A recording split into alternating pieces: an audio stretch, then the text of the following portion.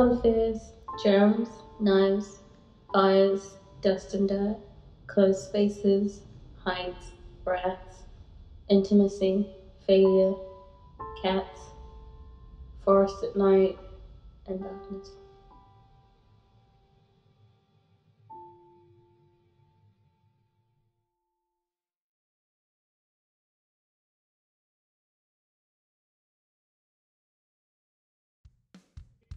Yeah, there is a daily routine. Basically, it's just normal student stuff. Wake up in the morning, get dressed, eat, go to uni. I walk there because it's 20 minutes away from uni where I live. Walk to uni, go to my lessons. Usually they start at 9, most of them anyway, and finish at 3, except on Friday, which is an exception because we start at 2 and finish at 4:30. So go to my lessons. After lesson, walk back home, come back, eat, hang out with my friends. Depending on the day, I will do something different. We'll either watch a film, just hang out doing nothing, or just play games, or watch like a series or something like that. And then after that, just eat some more because it's dinner time. And then hang out some more, go to sleep, prepare for the next day.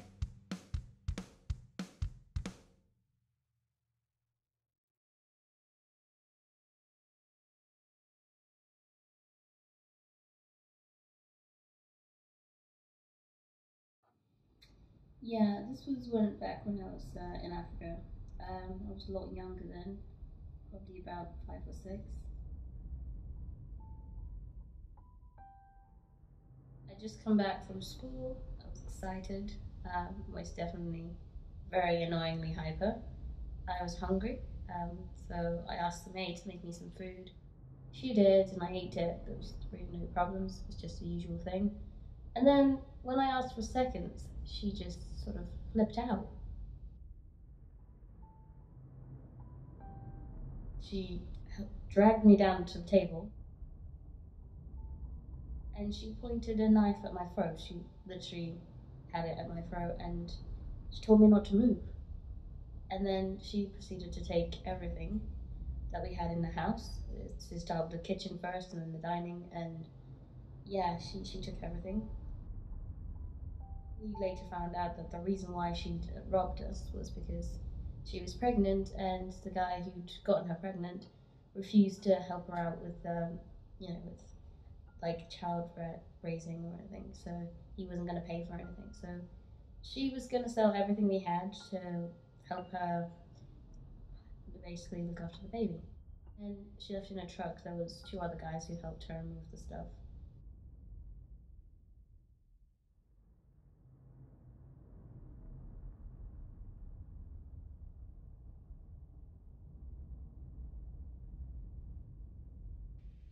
Well, when I was about 9, every summer my parents used to basically send me to my grandparents' farm.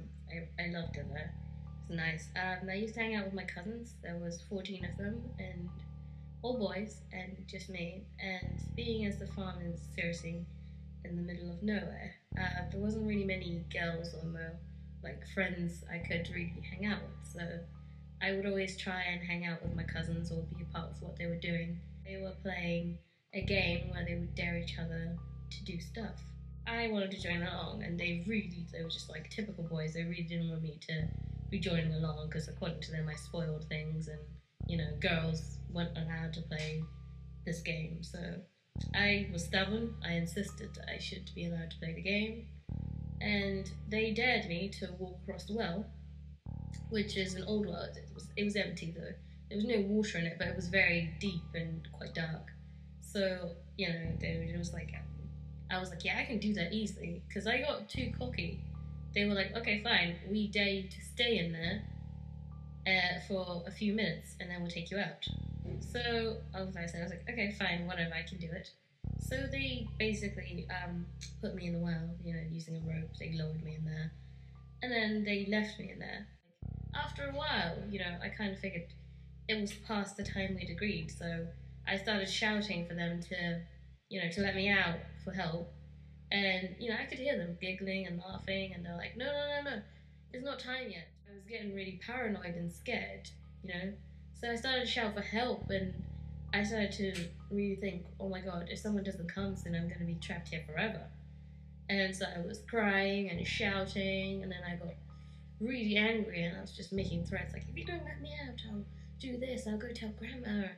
Still, I think they probably had left at this point, because I remember my grandfather coming in and, lifting me out of there, and I was so scared, and I was crying, and it was, by the time I came out, it was dark outside, so I must have been in there for about 6-7 hours.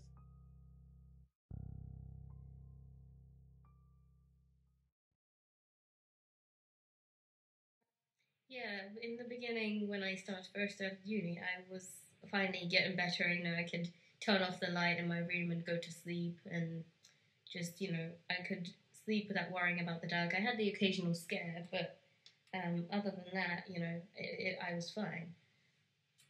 So when I obviously made friends in first year, and we'd all hang out and stuff. Most of my friends were gamers, and they were really interested in watching horror films or playing horror games. And at first, I was like, no, I've got people around me. It's not going to be that bad. But we would stay up for a long time and watching these films or playing these games till really late, and then obviously everyone would have to go to bed, and I would go to my own room, and then I would, because I have an overactive imagination, I'd be really scared, like I might hang my coat at the back of the door, but then during the night, when I wake up to either go for a pee or to have a snack or something, I'd wake up and it would look like it was someone else or something that was, waiting for me behind the door. So obviously my fear of the dark got steadily worse as this progressed.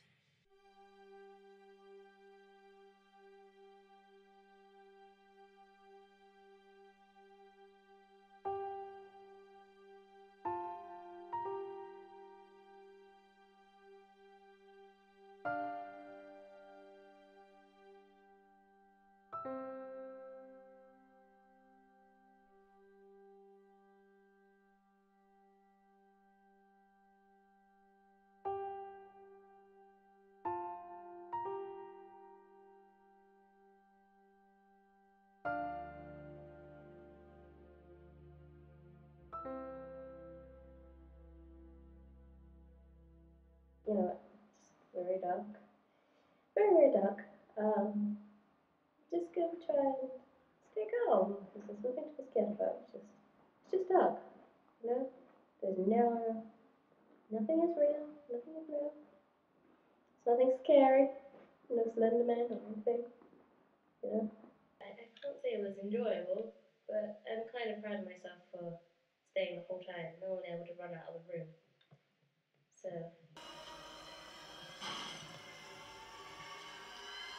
Can we stop now, please? Seriously. Please? I'm gonna move now. I really don't want to watch this. Oh god. What do I press now? Right, it's using mouse click on new game, however, just, I don't know, it's filming to go. Okay, I'm not ready.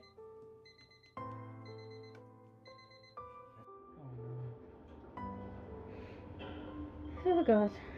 Oh. Oh god. Landing.